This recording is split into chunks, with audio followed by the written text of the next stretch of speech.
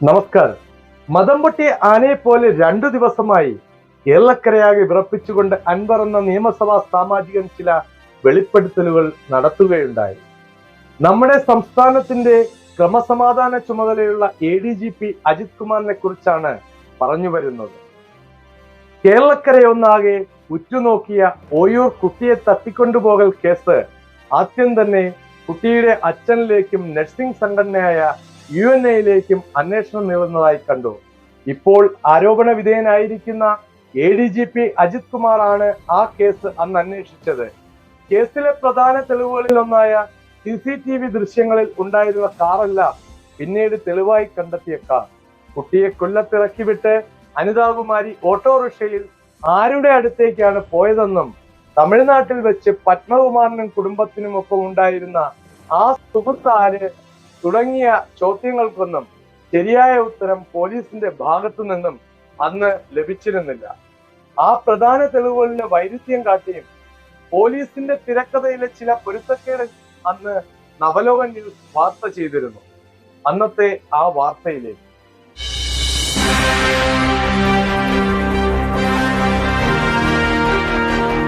ഓയൂരിൽ കുട്ടിയെ തട്ടിക്കൊണ്ടുപോയ കേസിൽ അന്വേഷണം ദ്രുതഗതിയിലാണ് നടക്കുന്നതെന്ന് പറയുമ്പോഴും ചില അവ്യക്തതകൾ തുടരുകയാണ്. അക്കാര്യങ്ങളിൽ വ്യക്തമായ ധാരണ വരേണ്ടതുണ്ട്. കഴിഞ്ഞ ദിവസം തെളിവെടുപ്പിന് പ്രതികളുടെ വീട്ടിലെത്തിക്കുകയും അന്വേഷണ ഉദ്യോഗസ്ഥർ കാറടക്കം കസ്റ്റഡിയിൽ എടുക്കുകയും ചെയ്തു. സംഭവം നടന്ന ദിവസങ്ങൾ പിന്നിട്ടിട്ടും കാർ കസ്റ്റഡിയിലെടുക്കാൻ വൈകിയത് എന്തെന്ന ചോദ്യമാണ് ആദ്യമേ ഉയർന്നത്.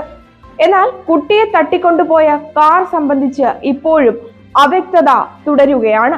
അക്കാര്യങ്ങളെ കുറിച്ചാണ് നവലോകം ന്യൂസിന് പ്രേക്ഷകരുമായി സംവദിക്കാനുള്ളത്. കാർ കസ്റ്റഡിയിൽ എടുക്കുവാൻ താമസിച്ചു എന്നത് പോലീസിന്റെ ഭാഗത്തു നിന്ന് ഉണ്ടായ വീഴ്ച തന്നെയാണ്. അക്കാര്യത്തിൽ തർക്കമൊന്നുമില്ല. എന്നാൽ കുട്ടിയെ തട്ടിക്കൊണ്ടുപോകാൻ പ്രതികൾ ഉപയോഗിച്ച കാർ കഴിഞ്ഞ ദിവസം കസ്റ്റഡിയിലെടുത്ത കാർ തന്നെയാണോ എന്ന കാര്യത്തിൽ സംശയം ബലപ്പെടുന്നു. തട്ടിക്കൊണ്ടുപോയ ദിവസം CCTVയിൽ പതിഞ്ഞ കാറിന്റെ ദൃശ്യങ്ങൾ വ്യാപകമായി പ്രചരിച്ചിരുന്നു. പ്രചരിച്ച വാഹനമാണോ വീട്ടിൽ നിന്ന് കണ്ടെത്തിയത്? 2 കാറുകളുടെയും ദൃശ്യങ്ങൾ സൂക്ഷ്മമായി പരിശോധിച്ചാൽ ഈ കാറുകൾ തമ്മിൽ വളരെയധികം വ്യത്യാസങ്ങൾ നിലനിൽക്കുന്നുവെന്ന് വ്യക്തം. 2 കാറുകളുടെയും ഡോറുകൾ, ബമ്പറുകൾ, ടെയിൽ ലാമ്പ് തുടങ്ങിയ ഭാഗങ്ങൾ തമ്മിൽ ഒരു സാമ്യതയുമില്ല. നിറത്തിൽ മാത്രം സാമ്യതയുണ്ടെങ്കിലും കാറിന്റെ ആകൃതികളിൽ പൊരുത്തക്കേടുകളുണ്ട്. മറ്റൊരു പ്രധാന കാര്യം വാഹനത്തിന്റെ മുൻവശത്ത് നൽകിയിട്ടുള്ള കമ്പനി ലോഗോയാണ്. തട്ടിക്കൊണ്ടുപോകലിന് സ്വിഫ്റ്റ് ഡിസയർ ആണ് ഉപയോഗിച്ചതെന്നാണ് പോലീസ് പറയുന്നത്. എന്നാൽ പ്രചരിച്ച ദൃശ്യങ്ങളിലെ കാറിന്റെ ലോഗോ പരിശോധിക്കുമ്പോൾ സ്വിഫ്റ്റ് ഡിസയറിന്റെ ലോഗോയുമായി രാപ്പകൽ വ്യത്യാസമുണ്ട്. വാഹനങ്ങൾ തമ്മിൽ വൈരുദ്ധ്യങ്ങൾ നിലനിൽക്കുമ്പോൾ രണ്ടും ഒരു വാഹനമെന്ന് പോലീസ് പറയുന്നത് എന്തിന്റെ അടിസ്ഥാനത്തിലാണ്? കുട്ടിയെ തട്ടിക്കൊണ്ടുപോയ സംഭവവുമായി ബന്ധപ്പെട്ട് ഇപ്പോഴും ചില ചോദ്യങ്ങൾ ബാക്കി നിൽക്കുകയാണ്. ആ ചോദ്യങ്ങൾക്ക് ഉത്തരം ലഭിക്കേണ്ടതുണ്ട്. 6 വയസ്സുകാരിയുടെ സഹോദരൻ ജോനാഥൻ നൽകിയ മൊഴിയാണ് കേസിനേറെ നിർണായകമായി മാറിയത്. 4 പേർ കാറിൽ ഉണ്ടായിരുന്നു എന്ന മൊഴിയാണ് കുട്ടി നൽകിയത്. എന്നാൽ ആ 4ാമൻ എവിടെ എന്ന ചോദ്യം ഇപ്പോഴും ബാക്കി നിൽക്കുകയാണ്. 3 പ്രതികൾ മാത്രമാണ് തട്ടിക്കൊണ്ടുപോകൽ നടത്തിയതെന്ന് പോലീസ് പറയുമ്പോൾ 28-ാം തീയതി പുറത്തുവിട്ട രേഖാചിത്രം ആരുടേത്?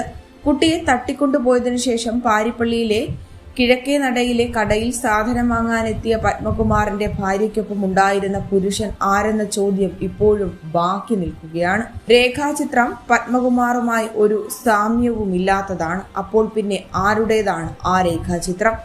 മൊബൈൽ ടവർ നോക്കിയാണ് പ്രതികളെ കണ്ടെത്തിയതെന്ന് പോലീസ് പറയുമ്പോൾ കൃത്യത്തിൽ ഒരിടത്ത് പോലും മൊബൈൽ ഫോൺ ഉപയോഗിക്കാതിരുന്ന പ്രതികളെ എങ്ങനെ കണ്ടെത്താൻ സാധിച്ചു എന്ന ചോദ്യത്തിന് ഇനിയും ഉത്തരം ലഭിക്കേണ്ടതുണ്ട്.